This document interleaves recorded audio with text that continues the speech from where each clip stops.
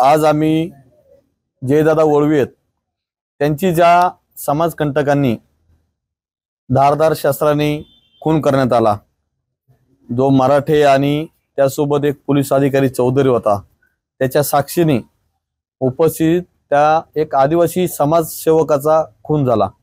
त्याच्यामुळे आमच्या संपूर्ण देशातील आदिवासी तरुणांच्या भावना दुखावल्या गेलेल्या आहेत। आज समाजसेवकांवरती जर असे हल्ले होत असतील, समाजाची सेवा कशी करायची, त्या घटनेच्या निषेधार्थ आज आम्ही नंदुरबार जिल्ह्याचे पोलीस अधीक्षक आदरणीय दत्ता साहेब यांना भेटलो। आम्ही साहेबांना निवेदन दिलं आणि त्या माध्यमातून साहेबांची सकारात्मक चर्चा झाली। साहेबांनी सांगितलं की आम्ही संबंधित आरोपींना अटक केलेले, त्यांच्यावरती मर्डरचा गुन्हा दाखल केलाय, अॅट्रॉसिटी दाखल केलेली, अजूनही इतर काही कलम लावायचंय ते लावण्याचा आम्ही तपासाच्या अंती कलम लावू आम्ही। त्यासोबत जो पोलीस अधिकारी होता चौधरी, तो त्या गुन्हेगाराला पाठीशी घालायचा। त्या चौधरी पोलिसाला यांनी निलंबित केले, त्याच्यावरती मर्डरचा गुन्हा आहे आणि अॅट्रॉसिटी त्याच्यावरती दाखल झालेली।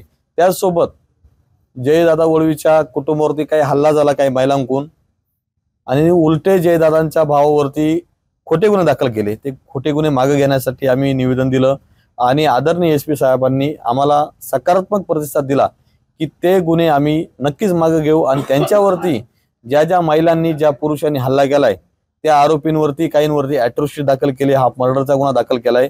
आम्हाला स्वतः त्यांनी एफआयआर दिला दोन्ही घटनेच्या। परंतु अशा घटना या महाराष्ट्रात घडू नये, या देशात घडू नये, त्यासाठी सर्व पोलीस अधिकाऱ्यांनी सतर्क राहायला पाहिजे। कारण असे जे गुन्हेगार असतील अशा गुन्हेगारांना कोणीही पाठीशी घालू नये, कारण जनता जर आंदोलन हातात घेतलं तर अशा गुन्हेगारांना जनता ठेचल्याशिवाय राहणार नाही। आणि अशा समाजसेवकांवरती जर हल्ले होत असतील, समाजाची सेवा कोण करेल, देशाची सेवा कोण करेल, ही पण शंका उपस्थित होते। त्यामुळं कायद्याचे रक्षक आहे, आम्ही पोलीस प्रशासनाचा मान सन्मान देतो, परंतु पोलीस प्रशासनाने कडक भूमिका घेत जावी ही विनंती करतो।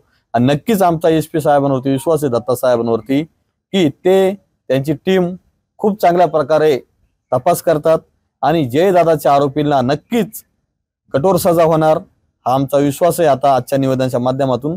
परंतु येत्या 24 तारखेला नंदुरबार जिल्ह्यामध्ये सर्व आदिवासी बांधवांना मी विनंती करतो की नंदुरबार शहरामध्ये जयदादाच्या समर्थनार्थ जो मूक मोर्चा निघणार आहे, त्या मूक मोर्चाच्या संदर्भात कोणी सोशल मीडियावरती पोस्ट बनवत असेल, कोणी व्हिडिओ बनत असेल, त्यांनी चुकीचे व्हिडिओ अजिबात बनवू नये।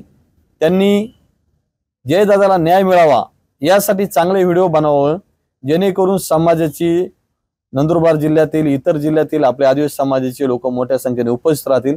परंतु जाळून टाकू, मोडून टाकू, दगडफेक करू, तोडफोड करू अशा प्रकारचे व्हिडिओ तरुणांनी कोणी बनवू नये।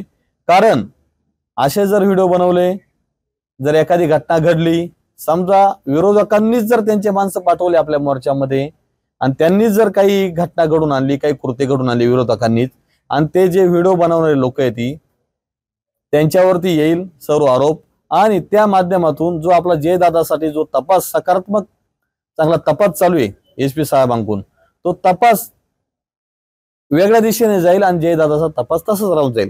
त्यामुळे जयदादाला जर खरंच तुमची इच्छा असेल न्याय मिळावा आणि त्या आरोपींना खरंच सजा व्हावी ही जर तुमची इच्छा असेल, सगळ्यांनी आदरणीय या नंदुरबार जिल्ह्याचे एसपी साहेब यांना आणि त्यांच्या टीमला सहकार्य करावे आणि शांततेमध्ये हा मूक मोर्चा काढावा। कोणीही मोर्चाला गालबोट लागणार नाही असं कृत्य करू नये ही मी नंदुरबार जिल्ह्यातील सर्व आदिवासी समाज बांधवांना, तरुणांना विनंती करतो। आणि नक्कीच मला माहिती आहे माझा आदिवासी समाज बांधव नक्कीच माझ्या व्हिडिओच्या माध्यमातून, या मीडियाच्या माध्यमातून नक्कीच चुकीच्या पद्धतीने व्हिडिओ बनवणार नाही आणि पोलीस प्रशासनाला सहकार्य करेल। कारण ही लढाई आपली सगळ्यांची, आपली हक्काची, जयदादा आपला आहे, त्यामुळे त्याला न्याय मिळावा म्हणून मी स्वतः एसपी साहेबांना भेटलो, मालतीताई होते, अंकुश दादा, ही सगळी टीम होती आपले। त्यामुळे मी सगळ्यांचे आभार मानतो, सगळे आले। नंदुरबार जिल्ह्यातील सर्व आदिवासी बांधव असेच सहकार्य करतील, सगळ्यांना मी हात जोडतो, विनंती करतो सगळ्यांना। जय आदिवासी, जय सेवा, जय जोहार, जय भीम, जय शिवराय। आता isakal.com आहे देशातील नंबर 1 ची मराठी न्यूज वेबसाईट। प्रत्येक अपडेटसाठी isakal.com ला नक्की भेट द्या।